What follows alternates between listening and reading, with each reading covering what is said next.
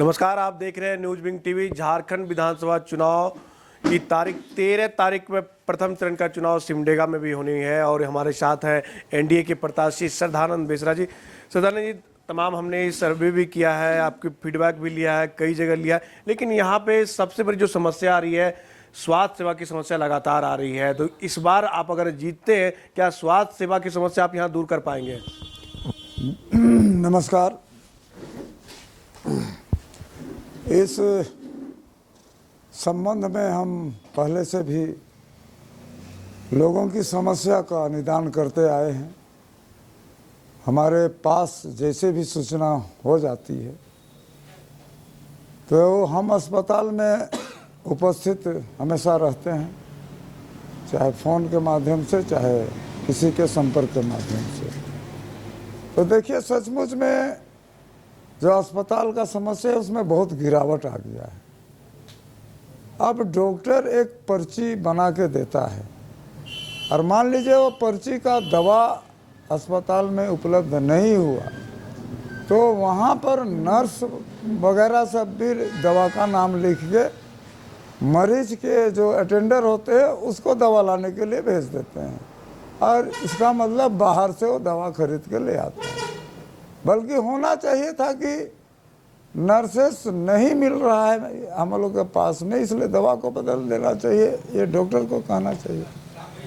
तो इस तरह की व्यवस्था थोड़ी सी समझ में नहीं आती है और इसका हम एक बार किए थे, सीएस महोदय से भी बात किए थे और बाद में उपायुक्त महोदय से हमको बात करना पड़ा, जिसके बाद दवाई वहाँ अवेलेबल हो गया था। और अनेक ऐसे इंस्ट्रूमेंट्स हैं जो वहाँ पर रखे हुए हैं, उनका यूज करने वाला कोई चिकित्सक महोदय यहाँ बहाल नहीं है। और एक तरह से विधायक हम बनाते हैं तो विधायक का अपना एक पावर होता है जिसके चलते वो जनता की समस्या, चाहे मेडिकल हो किसी के लाइन का हो, वो उस पदाधिकारी से बात करके उस समस्या का समाधान कर सकता है, क्योंकि वो जनता के पावर द्वारा विधायक बनता है और सचमुच में एक जनता विश्वास करके विधायक बनाता है।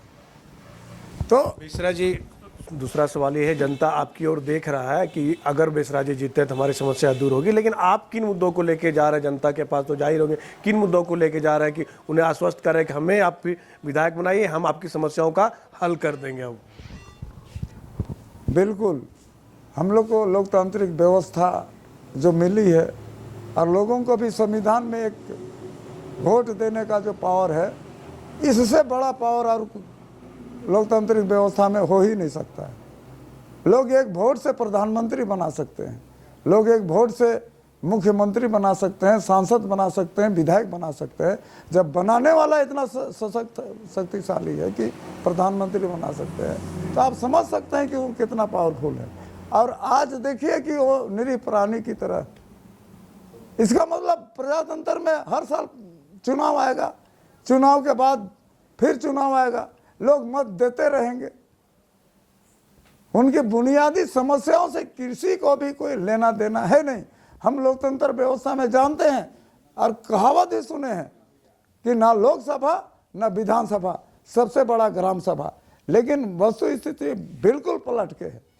ग्राम सभा में आज कुछ भी बात रखी जाती है, उसका कुछ भी कार्यान्वयन होता ही नहीं है। इसके पीछे बात क्या है भाई? और ग्राम सभा में जब तक विधायक उपस्थित नहीं रहेगा, चुने हुए हमारे प्रत्याशी उपस्थित नहीं रहेंगे, समाधान करने का पावर किनको दिया देता है जनता? विधायक को देता है। इसका मतलब है कि ग्राम सभा में बैठेगा, लोगों की बातों को सुनेगा और वहीं से, अब तो मोबाइल का माध्यम है, वहीं से पदाधिकारियों को सूचित करके उसका समाधान करवा सकता है विधायक, चूँकि उनको अधिकृत जनता करती है। इसलिए भी हम समझते हैं कि लोकतंत्र का जो हम परिकल्पना करते हैं, गांव से ही हमको विकास की परिकल्पना करते हैं। गांधी जी भी बोले थे कि गांव से ही विकास होना चाहिए। तो जब तक विकास होगा तभी विकास होगा जब विधायक गांव की तरफ अपना उपस्थिति दर्ज करवाएगा। बेसरा जी, कांग्रेस आरोप लगा रही है कि आपके ऊपर लगा रही है कि बीजेपी यहाँ पे सिर्फ ईसाई कसाई कर रही है, जनता की समस्या क्या हल करेंगे? वो ईसाई कसाई करने में लगे हुए हैं। ईसाई कसाई हम पूरी तन्मयता से काम कर रहे हैं। अरे भाई, कोई यहाँ धर्म की बात है ही नहीं। सभी धर्म के विषय में लोगों के पास समस्याएं हैं। समस्या किसके पास नहीं है।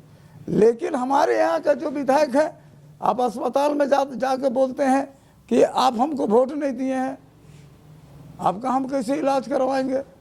अरे भाई, आपको वोट दिया है चाहे नहीं दिया है, आपके पास, आप विधायक हैं, आपके पास पावर है, आपके पास अगर समाधान करने का ज्ञान ही नहीं है तो आप इस तरह का बात करके बरगलाने का ही काम कीजिएगा। और ये ईसाई किसा, इसका मतलब क्या है। यहाँ धर्म कभी समस्या का समाधान कर सकता है क्या। किसी का मान लीजिए कि घर बनाना है, तो इसमें धर्म की क्या बात है भाई। कहीं जल का प्रॉब्लम है, ये तो जनहित का बात है। रोड का प्रॉब्लम है तो कोई भी व्यक्ति इसमें आता जाता है, कोई भी धर्म का आता जाता है, तो इसमें धर्म की क्या बात है। आप रोड बनवाइए, हर धर्म का चलेगा। आप पानी लगवाइए, हर धर्म का पानी पिए इस्तेमाल करेगा। शिक्षा को दुरुस्त करवाइए। आज आप जाके देखिए शिक्षा का क्या हाल है। स्कूल, मिडिल स्कूल में आप 6 टीचर जहाँ बहाल होना चाहिए वहाँ 2 टीचर है, 1 पारा टीचर है। अभिभावक किस विश्वास के साथ स्कूल अपना लड़का को स्कूल भेजेगा। इसे तो बेहतर समझता है कि हमारा प्राइवेट स्कूल है जहाँ 200-500 रुपया लगाने से हमको बेहतर शिक्षा मिलता है। तो इस तरह की दुर्दशा जो हो गई है उसको भाई सुधारेगा कौन। जनता तो आपको बना दिया है और जनता का समस्या को समाधान करने का पावर भी दे दिया है। आपको अधिकारी से काम करना आता ही नहीं है तो आप धर्म और ईसाई कसाई सब शुरू करते हैं।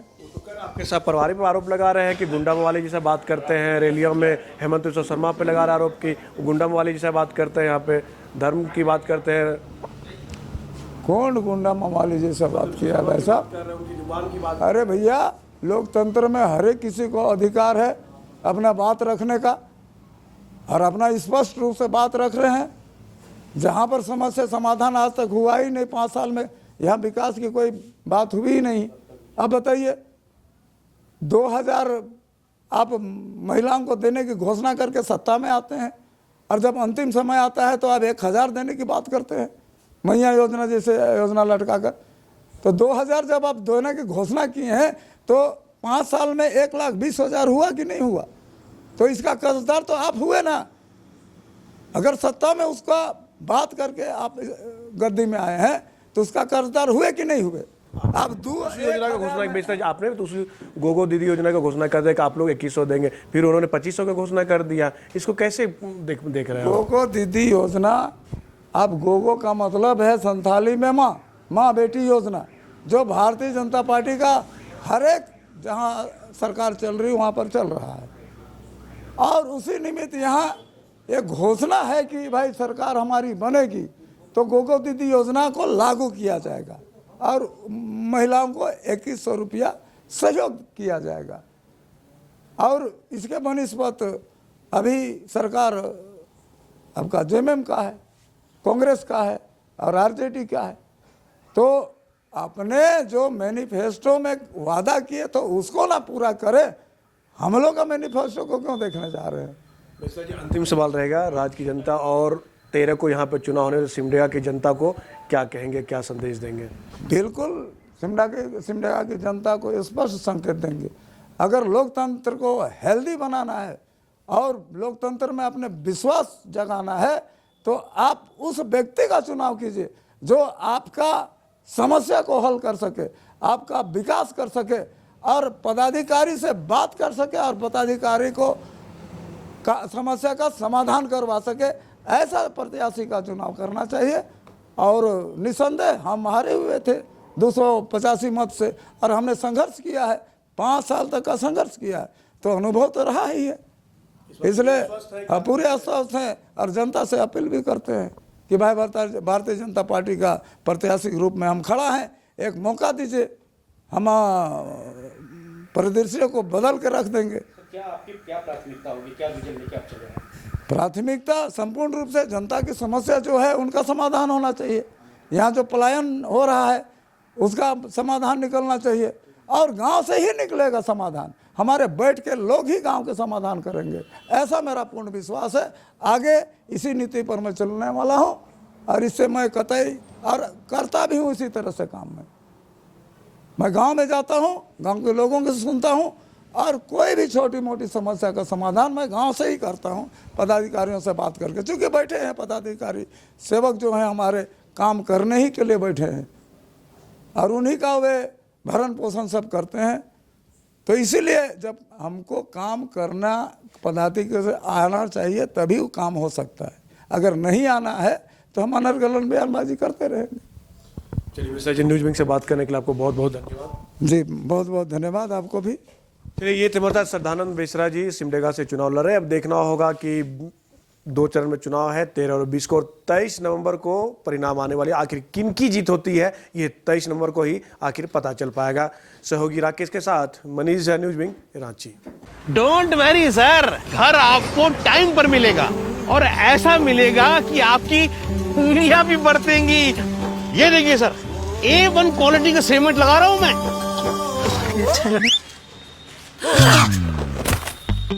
मजबूती का सारा ठेका हम ही लिए हैं का?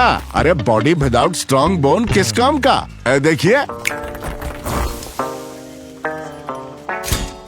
मजबूत घर चाहिए तो अच्छे सीमेंट के साथ अच्छा सरिया भी लगाइए, तभी तो ऐसा घर बनेगा जो पीढ़ियां बरते। तो कौन सा TMT लगाएं? अरे एक ही तो है, भारत का सबसे भरोसेमंद Saluja gold TMT bars. Extra strong, higher earthquake resistance, flexible, better bonding with cement और सालों का भरोसा।